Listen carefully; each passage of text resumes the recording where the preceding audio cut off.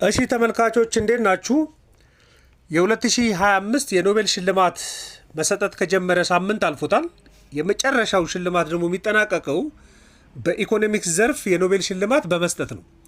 ስለዚህ ዛሬ የኖቤል ሽልማት በኢኮኖሚክስ ዘርፍ ያገኙ ኢኮኖሚስቶችን አናውንስ ተደርጓል። ዛሬ እነማን እንደሆኑ አቀርብላችኋለሁ። ደግሞ በየትኞቹ ስራዎቻቸው ናቸው የኖቤል ሽልማት ያገኙ በኢኮኖሚክስ ዘርፍ የሚለውንም ሀሳብ ልሰጣችሁ ፈልጊያለሁ። የዚህ ፕሮግራማችን አጋር ሮሃ ፎሬክስ ቢሮ ነው። ወደ ውጭ ሀገር ለምትጓዙ ተጓዦች እንዲሁም የውጭ ምንዛሬ መመንዘር ለምትፈልጉ በሙሉ በተሻለ ዋጋ የፈለጋችሁት ሀገር ገንዘብ ይዞ ይጠብቃችኋል። በካሳንችስ፣ ሳር ቤት፣ ድሬዳዋ ባሉ ቢሮዎች ውስጥ እናንተን ለማገልገል ዝግጁ ነው። የተሻለ ምንዛሬ ማግኘት ኢንቨስትመንት ነው። ስለዚህ በ0956 55 53 33 በ0991 33 20 00 እንዲሁም በ0960 44 43 33 እና በሮሃ ፎሬክስ የሶሻል ሚዲያ ሊንኮች ላይ አገልግሎቱን ማግኘት ትችላላችሁ። እንግዲህ የኖቤል ሽልማት የተጀመረበት ዋናው መነሻ ምክንያት አልፍሬድ ኖቤል የሚባለው የፈጠራ ባለሙያ ዳይናማይት የሚባለውን ፈንጅ ሰርቶ ነበር። እሱ የሚያገለግለው ምንድነው? ትልልቅ አለቶችን ለመስበር የሚያገለግል ዳይናማይት ፈንጅን ሰርቶ ነበር። ነገር ግን ይሄ ዳይናማይት ፈንጁ ለሌላ አገልግሎት መዋል ጀምሮ ነበር። የሰዎች ህይወት ለማጥፋት እንደ ፈንጅ ማገልገል ጀምሮ ነበር። በዚህ ምክንያት ደግሞ የሞት ነጋዴ የሚል ስም አውጥተውለት ነበር ነዋሪዎች፣ ሰዎች ማለት ነው። በዚህ ጉዳይ አልፍሬድ ኖቤል ደስተኛ አልሆነም። ለኮንስትራክሽን ለግንባታ ያገለግላል ያለው መሳሪያ ለሰዎች ህይወት መጥፊያ ሲሆን ፈጠራዎች መዋል ያለባቸው ለሰዎች ህይወት ደህንነት፣ ለተሻለ ህይወት ነው። ስለዚህ የኔ ሀብት ለሽልማትነት መቅረብ አለበት የሚል ንዛዜ በ1895 ተናዞ ነበር። ስለዚህ የአልፍሬድ ኖቤል ሽልማት በ1901 እሱ ከሞተ ከአንድ ዓመት በኋላ መሰጠት ተጀመረ። በዛ ወቅት አልፍሬድ ኖቤልም ንዛዜ ሲያቀርብ ሽልማት እንዲሰጥ የታሰበባቸው ዘርፎች የነበሩት 5 ናቸው። እሱ ምንድነው? በፊዚክስ ዘርፍ፣ በኬሚስትሪ ዘርፍ፣ በሕክምና ዘርፍ፣ በስነ ጽሁፍ ዘርፍና በሰላም ዘርፍ ነበር። ኢኮኖሚክስ አልነበርም።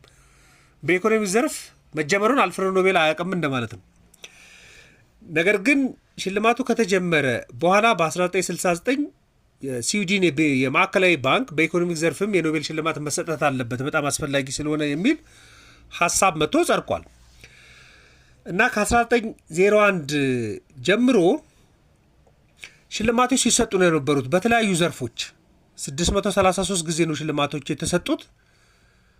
እንግዲህ 990 ሰዎችና 28 ድርጅቶች ሽልማቶችን ሲወስዱ ነበር። ለምሳሌ በፊዚክስ 230 ሰዎች ተሸልመዋል፣ 19 ሽልማቶች። በኬሚስትሪ 117 ሽልማቶች 200 ሰዎች ወስደውታል። በሕክምና 111 ሽልማት 232 ሰዎች ወስደዋል። በስነ ጽሁፍ የዘንድሮን እየጨመራችሁ 118 ጊዜ ሽልማት ተሰጥቶ 122 ተሸላሚዎች ወስደዋል። በሰላም የዘንድሮን ጨምራችሁ 106 ጊዜ ሽልማቶች ተሰጥቷል። 143 ተሸላሚዎች አሁን የቬንዙዌላን ጨምራችሁ ማለት ነው ተሰጥቷል። ዛሬን ጨምሮ በኢኮኖሚክስ ደግሞ 57 ጊዜ ሽልማቱ ተሰጥቶ 99 ተሸላሚዎች የኖቤል ሽልማት ወስደዋል። የኖቤል ሽልማት ከ1901 ጀምሮ የተቋረጠባቸው ጊዜያቶች አሉ። ወደ 19 ጊዜ ተቋርጧል። ዋና ዋና ምክንያቶቹ የጦርነት ምክንያቶች አሉበት። የአንደኛው ዓለም ጦርነት ወቅት ከ1914 እስከ 18፣ ሁለተኛው ዓለም ጦርነት ከ1939 እስከ 43፣ መሀል ላይም ያልተሰጠባቸው ጊዜያቶች አሉ። በቀዝቃዛ ዓለም ጦርነት ወቅት ላይም ሽልማት ያልተሰጠበት ጊዜ አለ።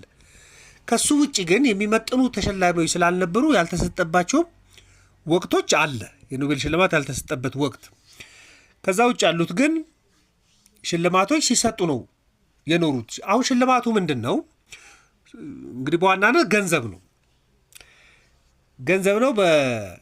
የስዊድን ገንዘብ ስታ ወደ ዶላር ወደ 1.1 ሚሊዮን ዶላር የሚሆን ሽልማት አሸናፊ ያገኛል። በነጠላም ከሆነ በጋራም ከሆነ የሚካፈሉትን ሽልማት ያገኛሉ። ደግሞ ሰርተፊኬትም አለው፣ ደግሞ ሜዳሊያም አለበት። ሽልማቱ ይህን በሙሉ ያካተተ ነው የሚሰጠው ሽልማት። ከዛ በላይ ግን ለስሙ በጣም ከፍተኛ የሚባል ሽልማት ነው የሚሰጠው። እንግዲህ በኢኮኖሚክስ ዘርፍ 57 ጊዜ ነው ሽልማት የተሰጠው የዘንድሮን ዓመት ጨምሮ። በ57 ጊዜ ውስጥ ለ99 ሰዎች ሽልማት ተሰጥቷል። 26 ሰዎች በነጠላ ወስዷል። 26 ኢኮኖሚስቶች በዚህ 57 ዓመት ጊዜ ውስጥ 26 ሰዎች ወስደዋል። ሁለት ኢኮኖሚስቶች ደግሞ በጋራ የወሰዱባቸው ደግሞ 20 ዓመታቶች ላይ ሁለት ኢኮኖሚስቶች በጋራ በሰሩ ስራ ወስደዋል። የዘንድሮ ጨምሮ ደግሞ 11 ሽልማቶች 3 ኢኮኖሚስቶች በጋራ ወስዶታል። የዘንድሮም 3 ኢኮኖሚስቶች ናቸው በጋራ የወሰዱት የአምናንም ጨምራችሁ። ስለዚህ 99 ኢኮኖሚስት እስካሁን ድረስ የኖቤል ሽልማትን በኢኮኖሚክ ዘርፍ ወስደዋል። ከነዚህ 99 ተሸላሚዎች መካከል 3 ብቻ ሴቶች ናቸው በኢኮኖሚክ ዘርፍ ሽልማት የወሰዱት። 2009 ላይ ኤልነር ኦስትሮም ነች። የኮመን ፕሮፐርቲን እንዴት በጋራ መጠቀም ይገባል በሚል በኢኮኖሚ ስራዋ የምትታወቅ ኢኮኖሚስት ነበረች። ደግሞ 2019 ላይ ኤስተን ዶፍሎ ደግሞ የፈረንሳዊቷ ኢኮኖሚስት ድህነት እንዴት መቀነስ ይቻላል በሚለው ጥናቷ ወስዳ ነበር። እንዳውም በትንሽ ዕድሜዋ ከኢኮኖሚክ ዘርፎች ውስጥ በትንሽ ዕድሜዋ ኖቤል ወሰደች የምትባለው ኤስተን ዱፍሎ ነች። 46 ዓመቷ አካባቢ ነበር። ሶስተኛዋ ሴት ደግሞ ክላውዲያ ጎልዲን የምትባለው 2023 ላይ ነው የወሰደችው። በተለይ ሴቶች የሰራተኛ ገበያ ላይ ያላቸው ተሳትፎ ላይ የሰራችው ጥናት ነው የኖቤል ሽልማት የወሰደችው። እንግዲህ ዝቅተኛ ዕድሜ የምትባለው ኤስተን ዱፍሎ ነች። 2019 ላይ ፈረንሳዊቷ በ46 ዓመቷ ነው የወሰደችው። በጣም በትልቅ ዕድሜው የኢኮኖሚክስ ሽልማትን ወስዷል የሚባለው ኢኮኖሚክስ ደግሞ ሊዮርድ ሆርዊዝ ነው።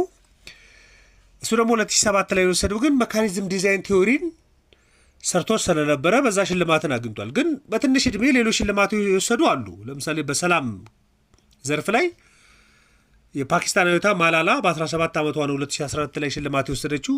በኢኮኖሚክስ ግን አብዛኛው ዕድሜዎቻቸው በጣም ትልልቅ ሰዎችና ናቸው። ሴቶችም ጥቂት ናቸው። አሁን ለምሳሌ በሰላም ዘርፍ ከታየ እስካሁን እንኳ 20 ሴቶች ሽልማት ወስዷል። የዚህን ዓመት ጨምራችሁ ቬንዙዌላዊቷን ጨምራችሁ ወስዷል። በሰላም ዘርፍ ደግሞ ድርጅቶችም ይወስዳሉ። ቀይ መስቀልም ሽልማት ወስዶ ያውቃል። የተባበሩት መንግስታት ዩኒሴፍ ሽልማት ወስዶ ያውቃል። በኢኮኖሚክ ዘርፍ ግን በአብዛኛው ግለሰቦች ናቸው። የዘንድሮ ሽልማት የተሰጠው ለ3 ኢኮኖሚስቶች ነው። ጆን ሞኬር የሚባለው እስራኤላዊ አሜሪካዊ ኢኮኖሚክስ የ79 ዓመት ኢኮኖሚክስ ነው። እንግዲህ እስራኤል ውስጥ ነው የተማረው። ደግሞ ፒኤችዲውን ደግሞ አሜሪካ ውስጥ ነው የሰራው። እንግዲህ ፕሮፌሰር ነው። እሱ የሰራው ምንድን ነው? የቴክኖሎጂ እድገት የዓለም የኢኮኖሚ ስርዓትን ቀጣይነት እንዲኖረው እንዴት ሊያደርግ ይችላል በሚለው ጥናቱ ነው የሰራው። ምክንያቱም ቀጣይነት ያለው ኢኮኖሚክስ ማረጋገጥ ኢኮኖሚ እድገትን ማረጋገጥ የሚያስፈልግ ከሆነ የቴክኖሎጂ ፕሮግረስ ያስፈልጋል። አዳዲስ ቴክኖሎጂዎች እየተጨመሩ ካልሆነ በስተቀር ሰስተነብል የሆነ ኢኮኖሚ ግሮዝን ማምጣት አይቻልም በሚለው ጥናቱ ነው። ረጅም ዓመት እንግዲህ ከ1992 ጀምሮ በተሰሩ ጥናቶች ነው። እንግዲህ ለ30 ዓመት ባጠኑት ነው ይህን ሽልማት የተጋራው። ሁለቱ ደግሞ አብረውት ከሱ ጋር ሽልማቱን የወሰዱት ፊሊፕ አጌን የሚባለው ደግሞ ፈረንሳይ ኢኮኖሚስት አለ። የ69 ዓመት ኢኮኖሚክስ ነው። ሃርቫርድ ዩኒቨርሲቲ ማስተምሯል። አሁን ደግሞ ፈረንሳይ ውስጥ እያስተማረ ያለ ኢኮኖሚክስ ፕሮፌሰር ነው። ሁለተኛው ደግሞ ሶስተኛ ፒተር ሆዊት የሚባለው የ79 ዓመት ካናዳዊ ነው። ሁለቱ ደግሞ ያጠኑት በምንድን ነው? ፈጠራ የሚጠፋ ከሆነ ቀጣይ የሆነ የኢኮኖሚ እድገትን መፍጠር አይቻልም በሚል ስራ ነው። ይሄ ከማን የሚነሳው ነው? ከጆሴፍ ሹምፕተር የሚባል ኢኮኖሚስት አለ። እሱ ምንድን ነው? ኢኖቬሽን ካልመጣ በስተቀር የዓለም ኢኮኖሚ ስርዓት የማደግ ፍጥነቱ ጤነኛ ሆኖ መቀጠል አይችልም። ስለዚህ አዳዲስ ፈጠራዎች ያስፈልጋሉ በሚል ነው። ስለዚህ ይሄን የሚያጠናክር ፊሊፕ አግንተንና ፒተር ሆይት የሚባሉት ኢኮኖሚስቶች ማቴማቲካል ሞዴል ፈጥረዋል። ለዚህ ምን ኢኖቬሽን ክሬት ካልተደረገ በስተቀር አዲስ የተሻለ ምርት ማምጣት ወደፊት አይቻልም። ምክንያቱም አዲስ እና የተሻለ ምርት ወደ ገበያ ሲገባ የቆዩ ምርቶች መጥፋታቸው አይቀርም። ክሬቲቪቲ ዲስትራክሽን ይባላል። እንደዛ የታሰብ ምን ማለት ነው? አዲስ መጀመሪያ ላይ የተፈጠሩ አሉ። አዲስ ሌሎች እየተፈጠሩ ሲመጡ ቀድሞ የተፈጠሩት መጥፋታቸው አይቀርም። ዲስትራክሽን መፈጠሩ አይቀርም። ስለዚህ ተጨማሪ አዳዲስ ፈጠራዎችን እያበረታቱ የዓለም ኢኮኖሚ ሰስቴን ሆኖ እንዲቀጥል ማድረግ ያስፈልጋል። ይሄንን ባጠናከሩበት ስራ ነው። ስለዚህ ሞደርን የሆነ ኮምፒቲሽን ያስፈልጋል። በጣም የፈጠነም አይደለም፣ በጣም የዘገየም አይደለም። ይህን ፈጠራ ማከናወን የሚቻል ከሆነ የዓለም ኢኮኖሚ የተሻለ መሆን ማድረግ ይቻላል የሚል ነው። አሁን ይሄ አዳዲስ የክሬቲቭ ዲስትራክሽን መፈጠር አለበት የሚሉበት ምክንያት ምንድን ነው? አንደኛው ፈጠራን ያበረታታል። አዳዲስ ፈጠራዎች ሲኖሩ ምርትን ሊያሳድግ ይችላል። ደግሞ ለዜጎች ምርጫ ሊጨምርላቸው ይችላል። ደግሞ የረጅም እድገትን ሊያረጋግጥም ይችላል። ለምሳሌ ድሮ ማረሻ ከነበረ አዲስ ደግሞ አውቶሜትድ የሆነ ማረሻ ከመጣ የመጀመሪያ የነበረው ማረሻ ይጠፋል። በአዲሱ ማረሻ ነው የሚጠቀው። ድሮ በታይፕራይተር ይጻፍ ነበር፣ አሁን በኮምፒውተር ነው የሚጻፉ። ስለዚህ ታይፕራይተር አዲስ ኮምፒውተር ሲመጣበት ዲስትራክሽን ተፈጠረበት ማለት ነው። ስለዚህ አዲስ ኮምፒውተር ታይፕራይተር መተካቱ ምንድን ነው? ፈጠራን እያበረታታ ነው፣ ምርታማነት እያሳደገ ነው፣ ለሰዎች ምርጫን እየጨመረ ነው፣ ረጅም ጊዜ እድገት ይኖራል። በየትኛውም ቴክኖሎጂ ላይ ከታየ መኪናን የሚዩት በአዳዲስ መኪና እየተለወጠ ነው። የነዳጅ መኪና ነበር፣ አሁን ኤሌክትሪክ መኪና እየመጣ ነው። በሰዎች የሚነዳ መኪና ነበር፣ አሁን በሰዎች የማይነዳ አውቶሜትድ የሆነ መኪና እየመጣ ነው። ይሄ ማለት ነው። ስለዚህ አዳዲስ ኢኖቬሽኖች ፈጠራን ያበረታታሉ። ስለዚህ ለዚህ ኢኮኖሜትሪክስ ሞዴል ነው ያዘጋጁት፣ ማቴማቲካል ሞዴል። ስለዚህ የሶስቱ ኢኮኖሚስቶች ሀሳብ አንድ ላይ ሲደመር የኖቤል ሽልማት በጋራ ማግኘት አለባቸው በሚል ለሶስቱ የኖቤል ሽልማት ተሰጥቷል። ነገር ግን ኢኖቬሽኖች አንዳንድ የአዳዲስ ክሬቲቭ ዲስትራክሽኖች የሚያመጡት ደግሞ የራሳቸው ተጽዕኖ አለበት የሚል መከራከሪያም አለ። አንደኛው ምንድነው? ስራ ያሳጣል። ለምሳሌ ታይፕራይተሮች በፍጥነት ወደ ኮምፒውተር መጻፍ ካልመጡ ታይፕራይተር ሊወጣ ይችላል ከገበያ። የነዳጅ መኪኖች ኖሮ በኤሌክትሪክ መኪና ተተክቶ የነዳጅ መኪና አምራቾች ወደ ኤሌክትሪክ መኪና አምራችነት ካልመጡ ሰራተኛ ሊበትኑ ይችላሉ፣ ስራ አጥነት ሊጨምር ይችላል። አንዳንድ ቦታዎች ላይ ደግሞ ያሉ ስራዎች ችግር ሊፈጥሩ ይችላሉ። ለምሳሌ የድንጋይ ክሰል መጠቀም ቢቆም የድንጋይ ክሰልን ተማምኖ ያለ መንደር፣ አካባቢ፣ ሀገር የኢኮኖሚ መሰረቱን ሊያጣ ይችላል። አዳዲስ ነገሮች ሲፈጠሩ አለመረጋጋትም ሊፈጥር ይችላል። ለምሳሌ ስልክን ተመልከቱ። የነ ኖኪያ ጠቅላላ ኢኮኖሚ ላይ ያላቸው ችግር የተፈጠረው ከክሬቲቪቲ ዲስትራክሽን የመጣ ነው። ኖኪያ ትንንሽ የዋ ስልክ እጃችሁ ውስጥ የነበረችው ስልክ አንድሮይድ ስልኮች ሲመጡ ኖኪያ ከሲስተም ነው የወጣው። ምክንያቱም በፍጥነት ራሱን ወደ ማሳደግ አልቻለም። ወደ አንድሮይድ ስልኮች ማርኬት ራሱን ማምጣት አልቻለም። ሽያጮች፣ ኦንላይን ያሉ ሽያጮች መጀመሪያ በመደበኛው ሽያጭ ስርዓት ውስጥ የሚንቀሳቀሱ ገበያዎች ኦንላይን ሽያጭ ማርኬቲንግ ሲመጣ ራሳቸውን ማፎካከር ያልቻሉበት ደረጃ ላይ እየደረሱ ነው የመጡት።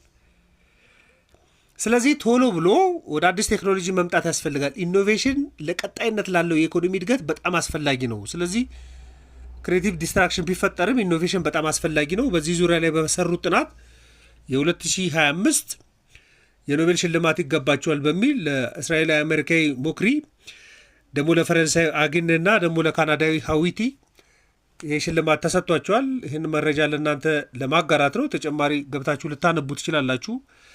ለነበረን ቆይታ በሙሉ ከልብ አመሰግናለሁ። መልካም ቀን።